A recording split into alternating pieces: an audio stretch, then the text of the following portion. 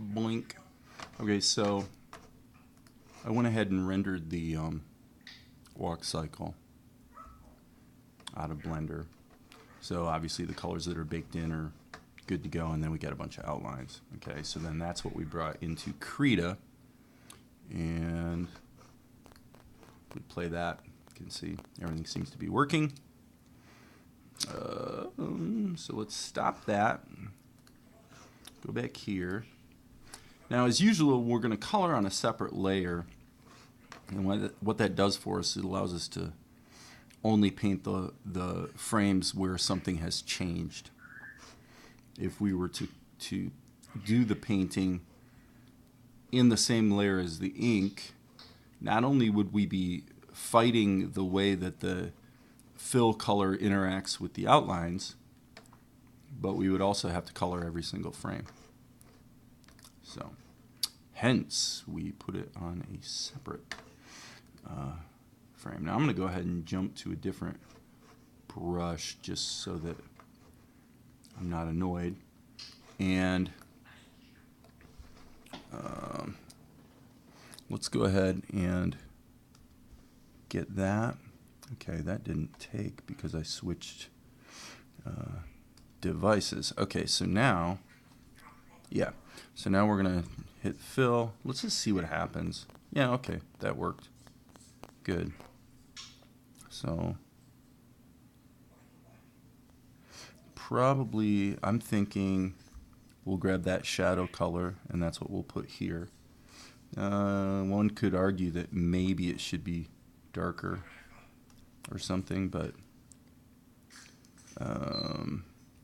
basically we're going for black on the boots. I think we're going to go for that color there, and the shadow color there, shadow color, and flesh tone. Boom, boom. Okay, not too bad. The only thing I guess I need to make sure I get here is the button. Okay, now copy frame,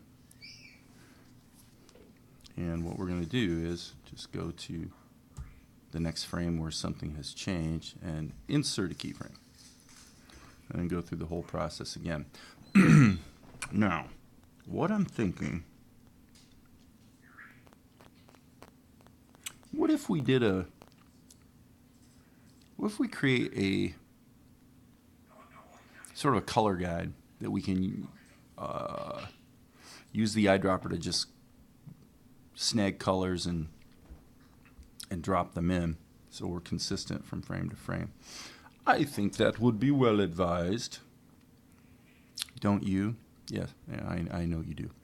Okay, so with that, how would we do that in Krita? In Blender, we would just render one frame and save out a screenshot.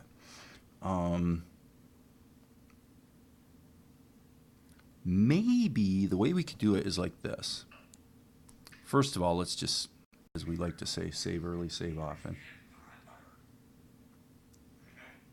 Okay. This is actually kind of a funny problem to have. What I want to do, I've never come across it in Krita before. What I really want to do is sew the layers together and then just save it as a single screenshot. I know how I can do it. I can go like this, grab both layers and duplicate them. And then take those two layers and hit Control E, which merges them, and move that down to the bottom. And let's kill those two frames. Okay, and then what I'm going to do is grab this, and just drag it way over here in the frame. And by the way, this is really bigger than it needs to be. You'd rather have a little more real estate. Okay. Okay, that's perfect. So now this will, unless I miss my guess, let me look at this. Okay, for some reason this copy is showing me. Okay. What about this? Is this doing what I expected? It is. So we've got these baked in keyframes. So that's a little bit of an inconvenience, but not a big deal. What we'll do is we'll do Shift and remove those frames. And now this one frame will just be sustained across the whole timeline.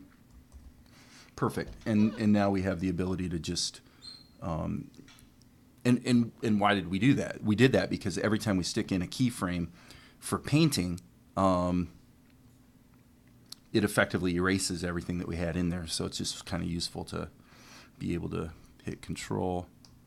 Okay. We want the fill tool. And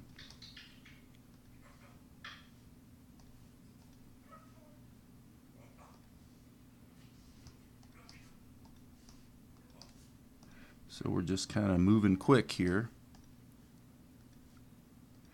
And hopefully we're not going to bump into any strange issues. Oops, that was a mistake. Okay. And by the way, we will deal with shadows later. Okay, I actually have a couple mistakes in here.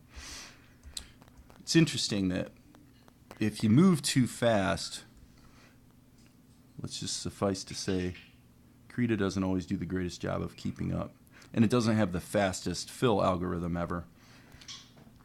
But it's a pretty effective fill algorithm, so that's kind of a trade-off. Okay, so let's go to another frame, another keyframe. Insert a key. Now, should we go ahead and insert our keys throughout in order to sort of turn this into an assembly line process? And we probably should. Let's go in and do all of the hands.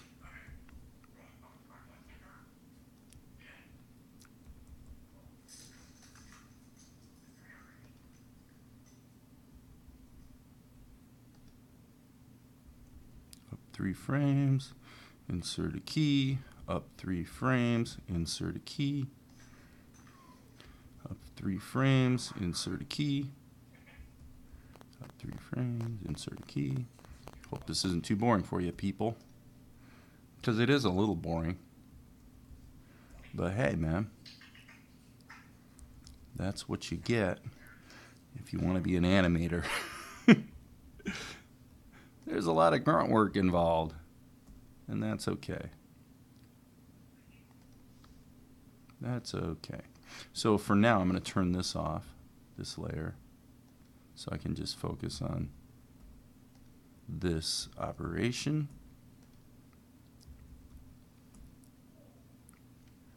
And there's definitely a flaw there in the, I'm going to come back to that. I'm going to come back to that one. Okay, looks like that's it. So pretty impressive actually that, okay, so now if I hit Control arrow, it jumps from keyframe to keyframe. So I'm just going to zip in here, go to this layer, hit my brush, hit the E key, and I'm going to erase this. Perfect. Okay.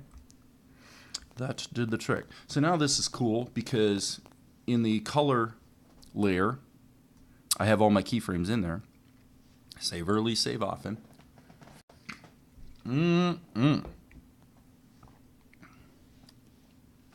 So now, kind of the way I'm doing it now sort of makes my extra layer irrelevant since I'm doing one color at a time, but whatever. All right, fill time. Fill, fill. Fill, fill. Fill.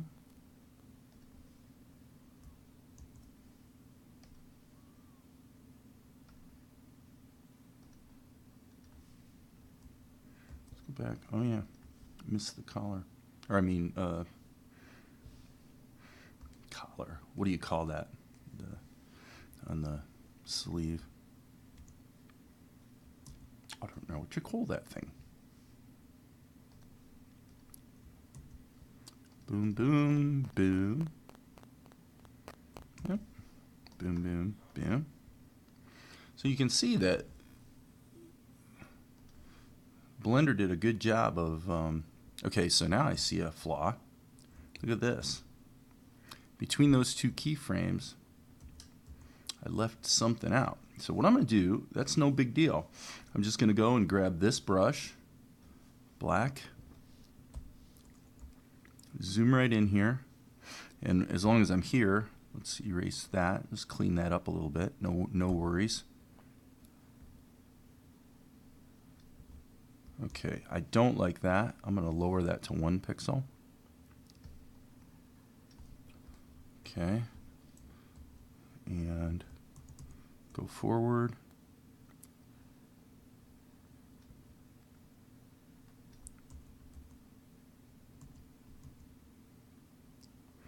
Okay.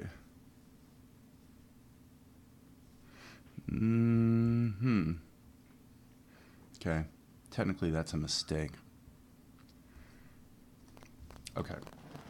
Better explain this. Control Z. Okay. As you can see, because we rendered this out of Blender, and it's just an image sequence, Krita interprets every single image as a keyframe, even though technically every third one is identical. Or I should say, yeah. So there's actually only keys in Blender every third frame. So every 3 frames in Krita are duplicates. Okay. So we get to frame 24, and I just drew this back in.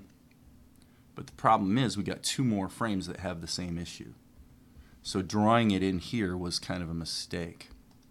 What I should have done, and I'm going to go ahead and excuse me? Zuko the African gray parrot is saying peekaboo to me. Peekaboo! Hey, Zuko! All right, so the way we should do this is add another layer and immediately insert a keyframe. Okay, and then I'm just going to switch back to this brush so it has the default size, and then I'm going to put this tweak on this layer so that that change is preserved through the next 2 layers. All right, now I notice this really needs to be erased a little bit here. Okay. Yeah, I hate to have to do that multiple times, but whoop-de-doo. Okay. Okay, so then we have to go back to this layer and go ahead and insert a keyframe, which, and boy, oh boy, look at this. Another flaw. Okay. We got to put the button in there. Okay. Insert a keyframe. And now we'll just hit Control E and merge that to the layer below. And I think if everything works as advertised, that change will now be baked into the overall animation, and we can get back to the business of coloring things in. Okay? No worries, man. No worries. So what we're doing right now is focusing on the coat. So I'm going to go ahead and hit Control to sample that color, and we want to use the fill tool. Again, we're filling into the color layer, and back to work. Fill, fill, fill. Just using Control arrow to just jump from keyframe to keyframe. This might be a bit of a mess. Oh, it actually filled in really nicely. So I'm actually surprised that I haven't yet bumped into any situations where I didn't sufficiently close the shapes. If that happens, then obviously when you hit the fill tool, it fills in the whole screen instead of just the area you wanted. And we haven't had any of those yet today, so that's kind of cool.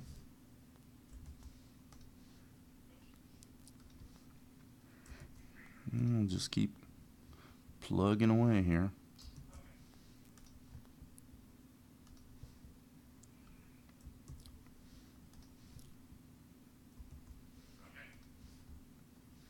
Hey, Zuko.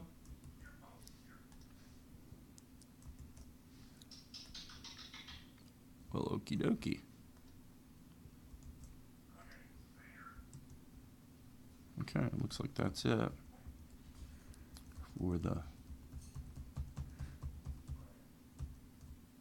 Okay, so let's take care of the pants.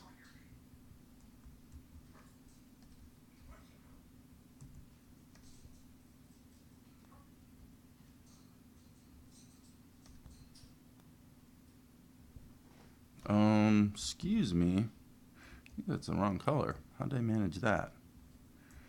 I don't know. I think it has to do with the fact that I had my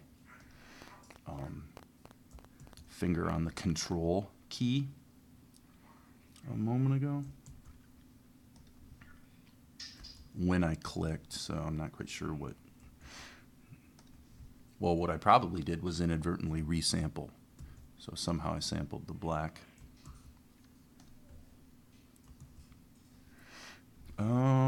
There we have a problem. Let's go here, grab the brush,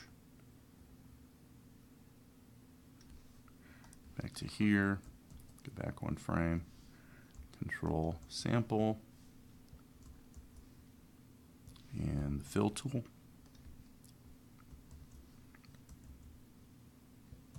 Whoa, what just happened there? Okay. That was a absolute cluster, you know what. Control, sample. This is what you find sometimes with Krita. You gotta slow down. There we go. Just slow down, back off. Take your time a little bit. Let Krita catch up.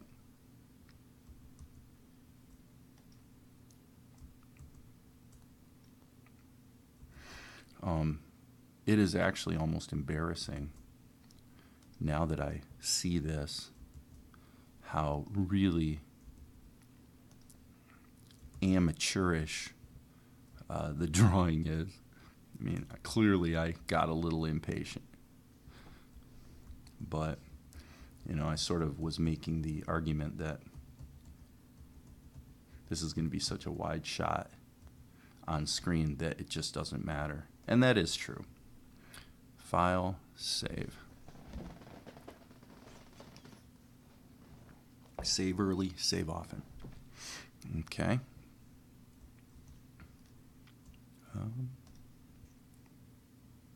Whoops. Sample.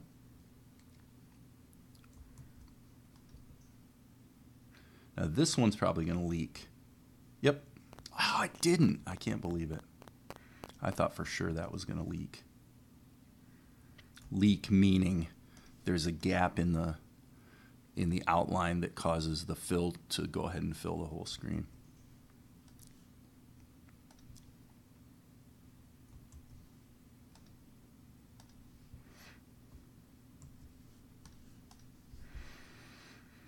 One, two, 1, 2, 1, 2. Okay, that's interesting. Where did his foot go? We'll come back to that. That is funny.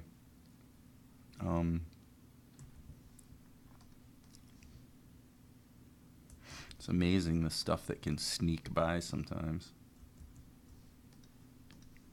That's okay. We'll fix it. I'll just turn on the onion skins and add the boot back in. 1, 2. Clearly, we're going to have a leak problem right there. Boom, boom.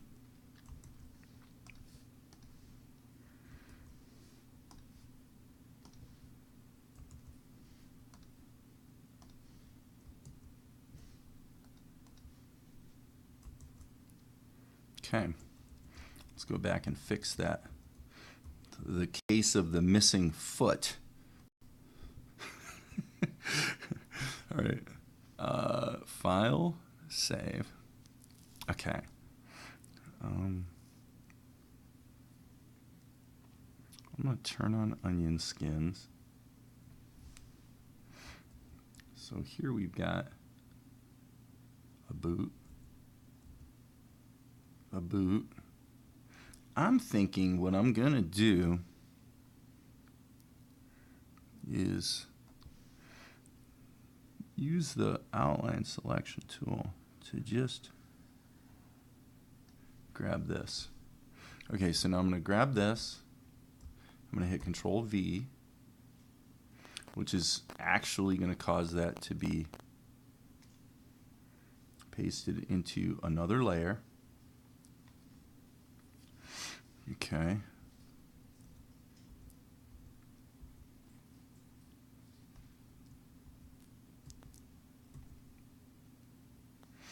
All right. I'm going to go right here and insert a keyframe so that that's gone. So here we have it.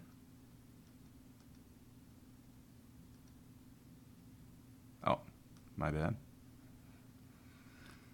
I'm just going to actually drag that to there.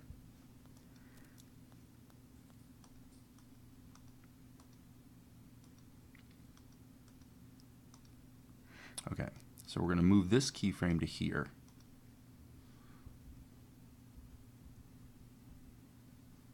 Sorry, here.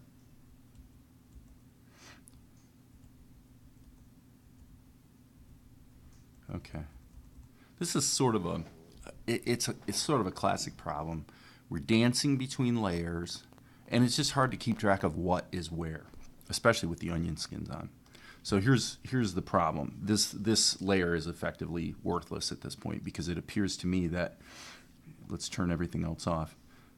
Somehow I managed to take the layer that had the piece pasted in and deleted it. Okay. Control V. Okay, so now it's back. All right. And we need to go copy frame.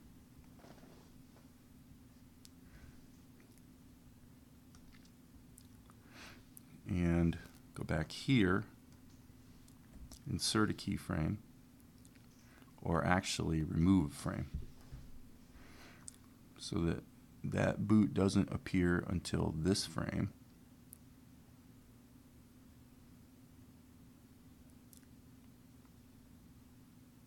Okay.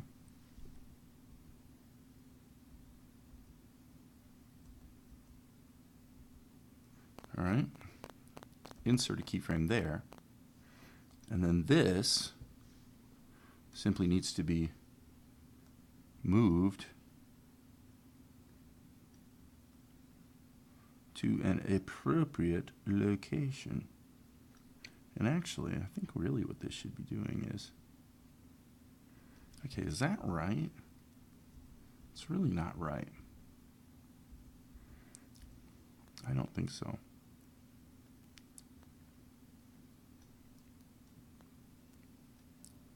Something more like that. And then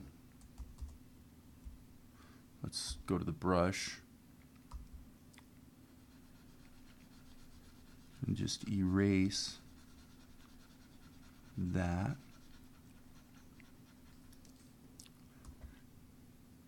So I think the takeaway here is that doing fixes can take longer than anything else. Okay, looks like that did the trick. And as long as we're here, let's erase this. Save early, save often. And I think we're in good shape. So there's our paint layer. And we have restored das Boot.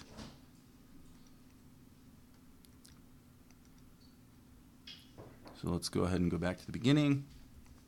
Sample this color. Off to bed?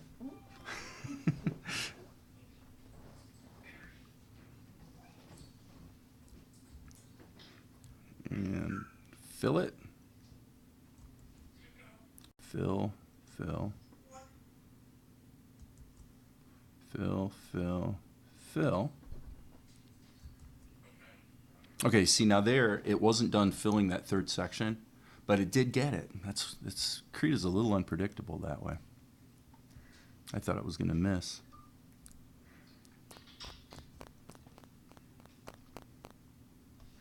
Got a little bit of an issue here.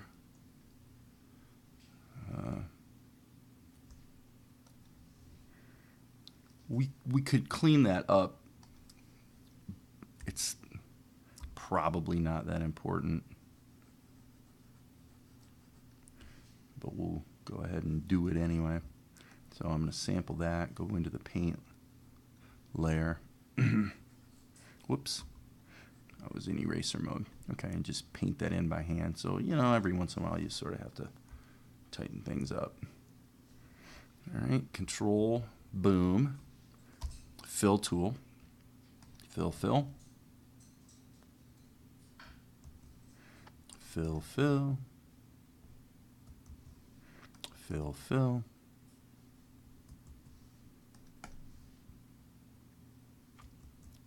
There's a little bit of an issue. I don't like that. So I'm going to just paint that in by hand. Back to the fill tool.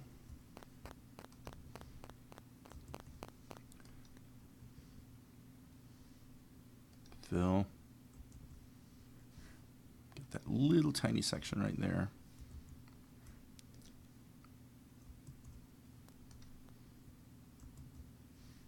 Now this is where I said we're going to have a problem. I'm not even going to give it a chance to give me grief.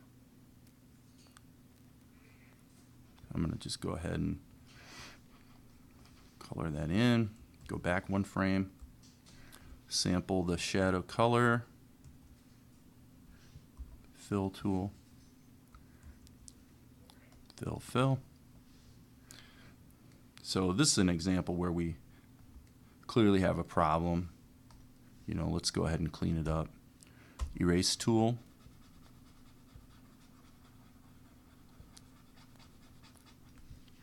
Okay, close enough. Ooh. Okay, yeah, clearly we're going to have 3 frames in a row that have that same issue, so no big tragedy. Control sample, next frame. Oops, I want the fill tool. Up, stop, back up a little bit. We need to be filling into the fill layer, not the outline layer.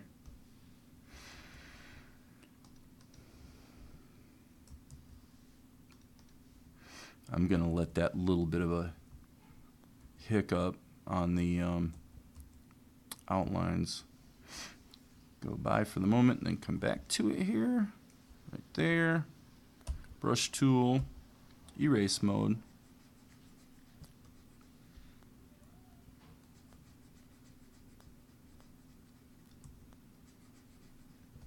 Erase. Now go into the paint layer, and just to be safe, let's clean that up a little bit. Do we want to clean this one up? Why not?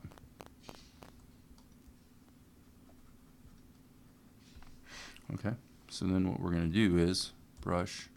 We're going to be in eraser mode in the outline layer, and just go ahead and clean that up. And so if it wasn't for shadows, we'd be done.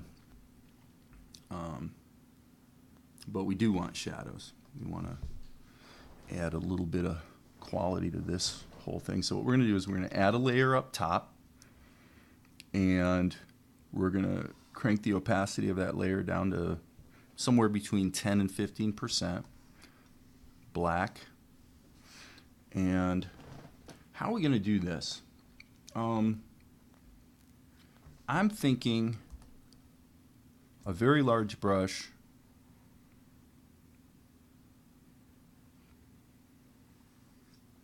And I think we're going to do something like that. Now we want to put inherit alpha so it only fills within the area that the alpha for the shadow layer is dictated by the layers that are underneath it.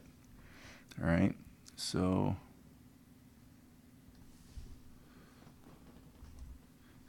I'm going to go through and I'm going to do this sweeping shadow, because the idea is that the lights of the city are sort of coming down on this guy, right? So, all right, so what we want to do is hit new frame and just do that sweep right there. Okay.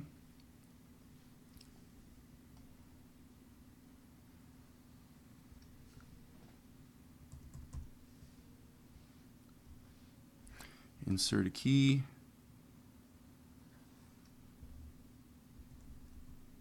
Insert a key. Insert a key.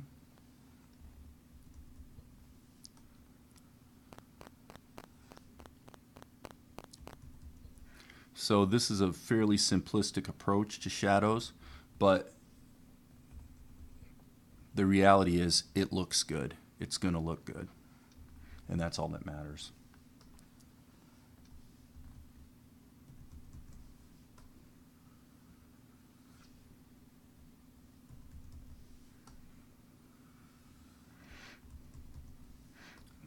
There's going to be another shadow layer, so we're not done after we do this, but I think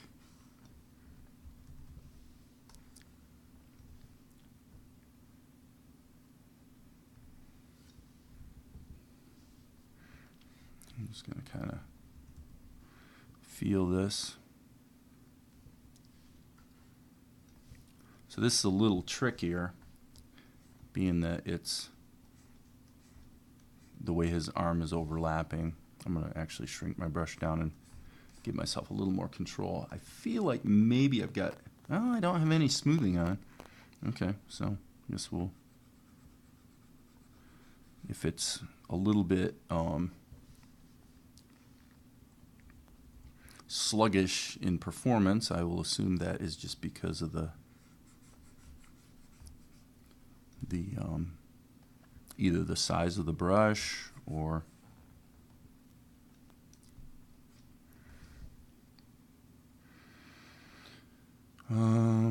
as usual, I can't talk and work at the same time. I'm going to erase that out. Anyway, the upshot of what I was trying to say is that the brush seems to be a little bit laggy, and the Control Z. Let's remove that frame.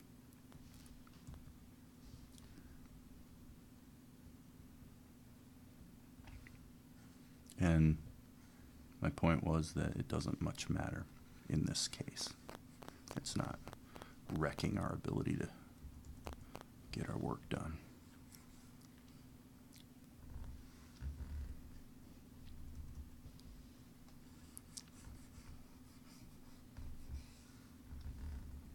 Okay, I'm going to go ahead and raise this up a bit again so we can get back to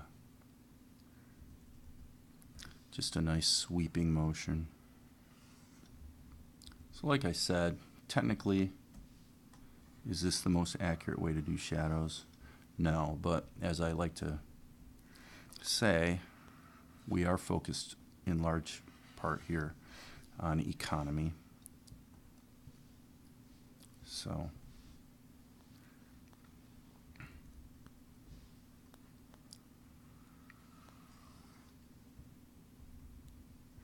Okay. Now what I'm going to do is get my brush down and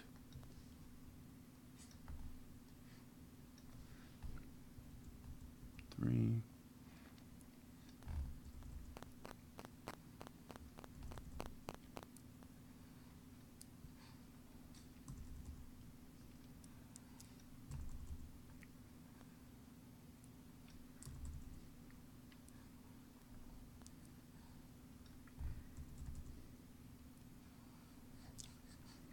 This is all just feel, you know, all by feel.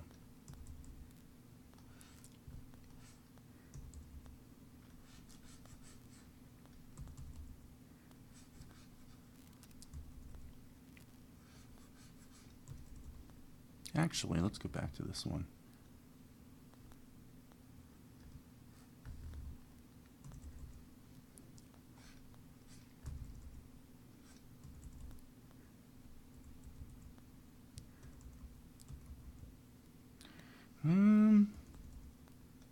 I guess we really should get that. There we go. That's not too bad.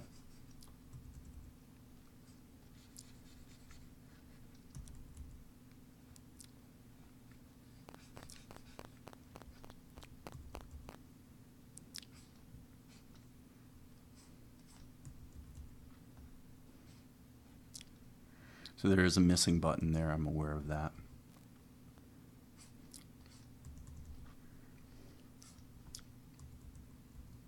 Okay.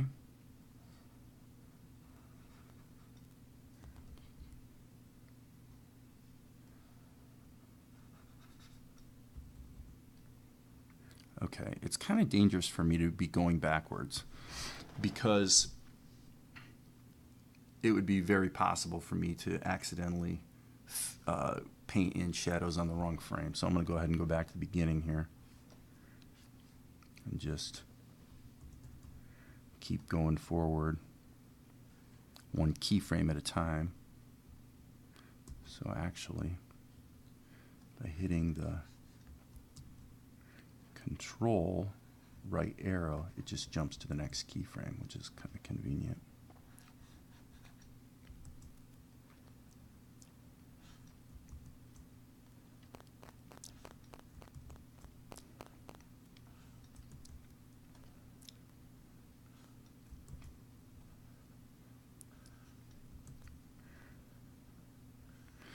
So as I keep coming back to, you know, the question emerges, how meticulous do we really need to be? And the answer is as meticulous as necessary for the given shot. In this case, this guy is going to be seen from quite a distance away. I actually rendered it a little bit larger than it would actually be in the frame. And, you know, although maybe I shouldn't say that, because I was thinking I probably would have a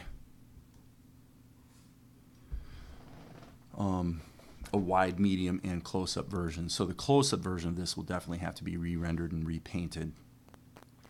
But let's go to animation and just let's see what we've got. Okay, so now the question becomes,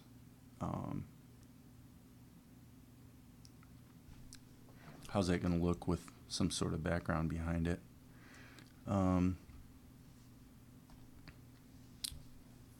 Let me see here. Let's go to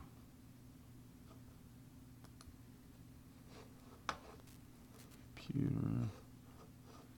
Let's go to the L drive. And we're going to images, backgrounds, and let's just take a look. I think I had some reference images of city streets here that I might be able to pull something in. That's interesting. the preview doesn't work. Wait a minute. That's strange. And by the way, it looks like these images were obtained from Pexels, P-E-X-E-L-S, which is like a free, I believe, if I'm not mistaken, it's like a free stock image resource. So something to be aware of. Preview. So let's just take a look here. Oh, I see. That's one of the pictures I took of my own neighborhood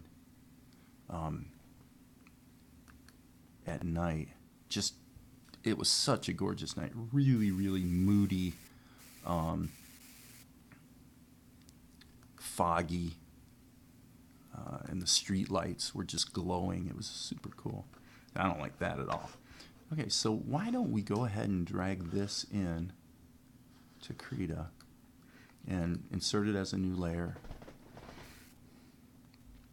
Okay, now this is kind of important that we save early, save often. What I want to do here is just have a static background image, and I'm pretty sure that this image is way, way, way, way, way bigger than, yeah, way bigger than my broadcast HD animation frames. So what I'm going to do is go ahead and that something like that. I mean, whoops, did not want to do that. Did not want to do that. Probably something along those lines. And I'm going to go ahead and move this down.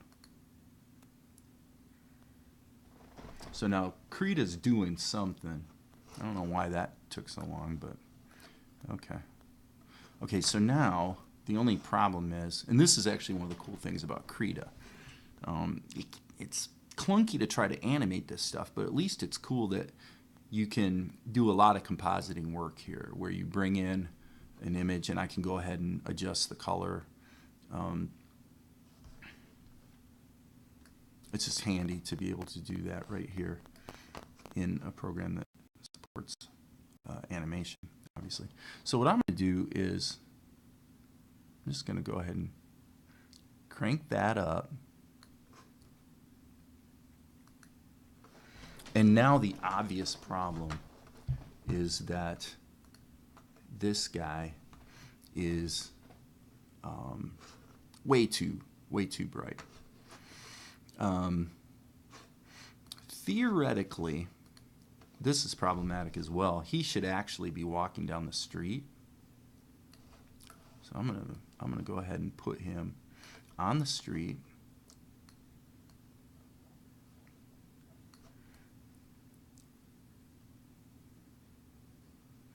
And clearly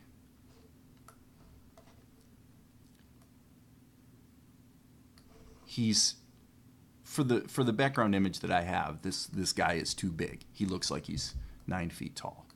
So I am not unaware of that, and I'm not unaware that it looks kind of stupid. I'm going to save early, save often. But let's just look at what we would do. Okay, the key thing here you want to understand about Krita is that there's no concept of parenting. So that means that even if I take these 3 layers, okay, of, you know, what the first thing I probably want to do is grab these 3 layers and hit Control E and merge them. Okay, so that's fine. So now the problem is, if I wanted to scale this, which I do, so that it looks good against this, Krita just blew up. Okay, so that's why you save early, save often. Okay, did Krita blow up or did Krita not blow up? I've got a little thing here that says updating. and the interface is unresponsive. So let's just go ahead and rerun Krita. Fortunately, I did save my work, so no huge deal. But I've noticed that Krita will puke because of what appears to be memory problems, whereas you will never have that kind of, well, I shouldn't say you should never, but rarely have that kind of issue in Blender. So let's go ahead and bring up the walk cycle. So really what you would do ideally is you would probably render out the this image sequence in Krita. And what I'm going to do is I'm going to go ahead and save at every step now, just to be safe. But what you would do is you would take this animated image sequence, you would then potentially maybe do some color correction with it, but really what you're probably going to do is bring that into Blender, map it to a plane, because then, you know, and the animated sequence will play animated, map to a plane, and then you can shrink it down so it fits perfectly against the background that we chose. The color correction tools, I would have to check. I don't know if you can add like a color correction adjustment to an image sequence that's mapped to a plane in Blender. I think you can, but I'm not 100% sure of that. So this is kind of what you deal with, is you're always sort of fighting the limitations of the software at hand. Obviously, you could bring the image sequence into Blender's compositor, and that would be fine. And then you could make all the adjustments you want, layer it to the background, and just do it as a composite, as opposed to animated sequences mapped to planes in the 3D space. So again, I'm going to keep saving my work. I think I'm going to save this as walk cycle collapsed, because I want to hang on to a version of this that has the paint and the shadows and the outlines all as separate layers. Might as well keep that handy.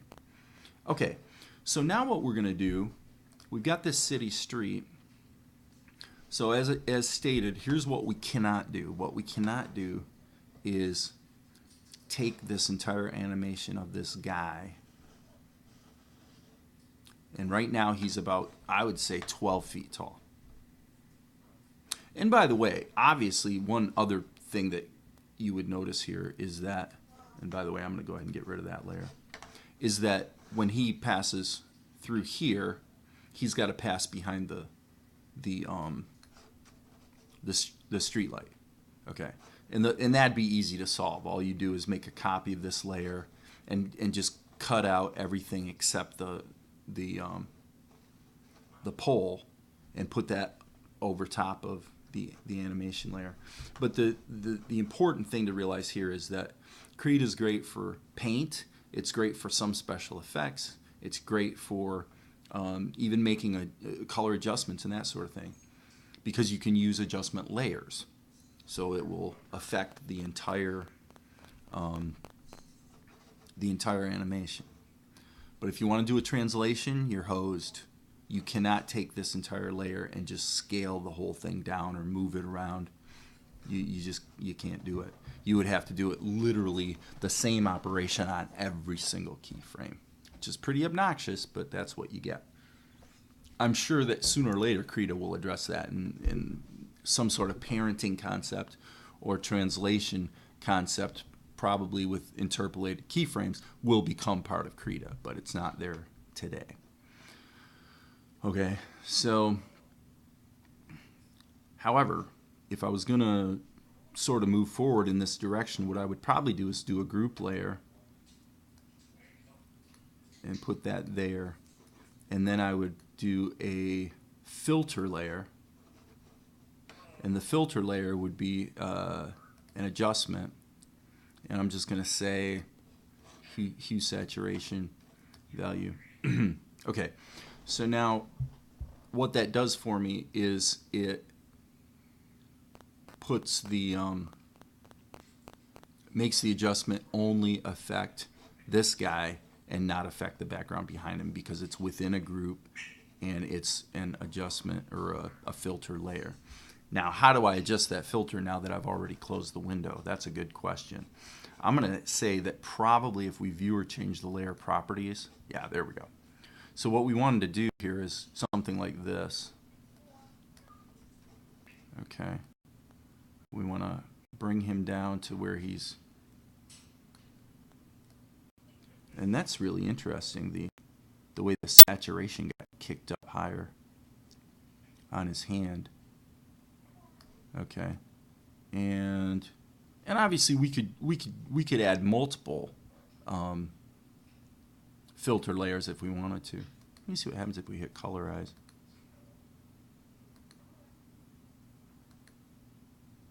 I don't know. I'm thinking just bring that down. Okay. So now I'm pretty sure if we were to take that adjustment, grab these two layers and hit Control E to merge them, I am pretty sure, if Krita doesn't blow up, that the color adjustment will be baked into the entire sequence, which is kind of cool.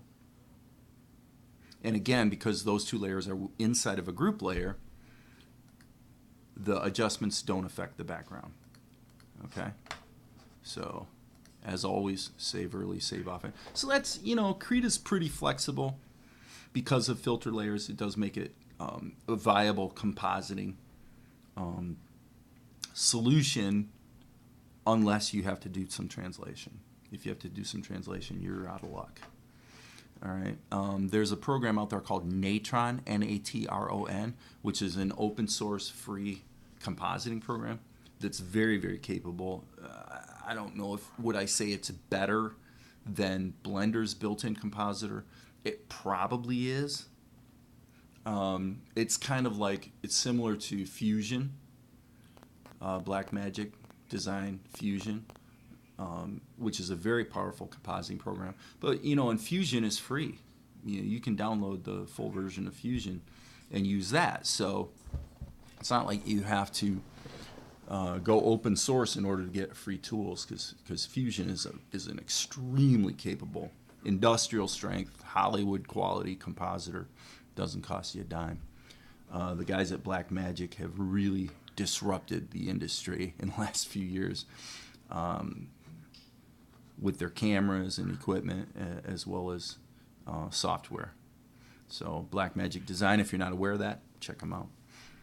DaVinci Resolve, which is, again, as capable a color correction solution as there is, which now has fairly good editing capabilities, just video editing, is also a Blackmagic Design product that is freely available. So anyway, all right, what are we going to do? We are at, we're pushing an hour here. What I want to do is I want to shrink this guy down, and this way of doing it isn't going to work. I'm pretty happy with the color, so I think what I'll do is just turn off the background.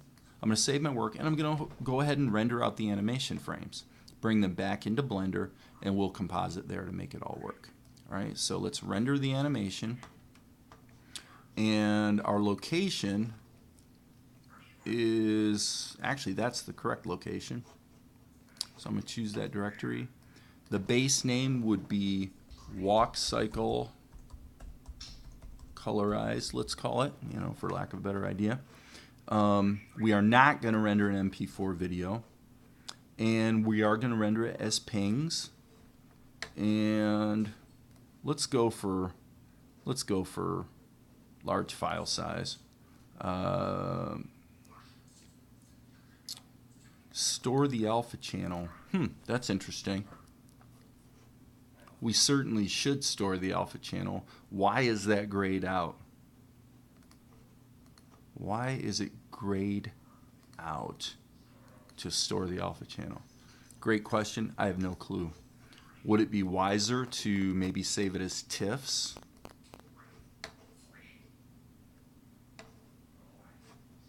I'm gonna use TIFFs. Blender's real good with TIFFs, and so export the frames. That's pretty fast. Come back here, hit escape. All right. So now what I'm gonna do is go back to this. Go to my grease pencil area, and I'm gonna just turn off all my grease pencil layers. Okay. And let's just go ahead and I'm going to put only render and go add images as planes. I'm going to go to D, temp animation, walk cycle colorized. Let's tell it to animate an image sequence, make it shadeless, and auto refresh, use alpha. Okay. I do believe that will do the trick. Let's. Is this animate image sequences? I think I need to select all of these as opposed to selecting the first image in the sequence. I'm pretty sure. Let's hope for the best. Let's see what happens. Okay, it looks like it worked. So now if I hit Alt-A to animate, I believe I need to be in material mode. Okay. Okay, so that's sort of caching the animation, I guess you'd say. Does it animate in texture mode? No. You got to be in material mode. Okay. So now what I'm going to do is bring in that background image. And I'm going to bring it in. Well, let's see here. Actually, I shouldn't bring it in as a background image, because if I do, scaling it is going to be clunky. And I don't want it to be clunky. So I'm going to hit add images as planes. And I believe I was here. And images, backgrounds, city streets, and I think it was this first one. So let's give that a crack. All right, it looks like Blender's not responding because I clicked one thing too many and now it's got to sort of think. Okay. Okay, so I do see a problem. And the problem is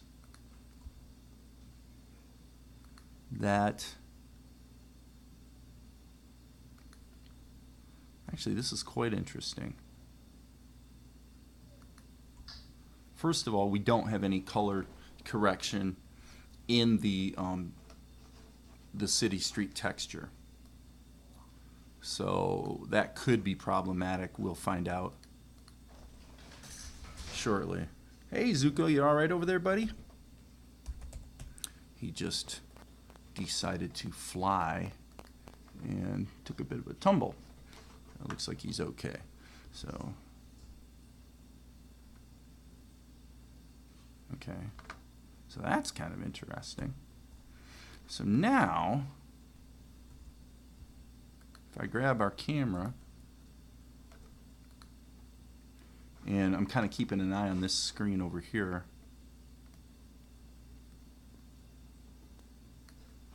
because I'm thinking something like this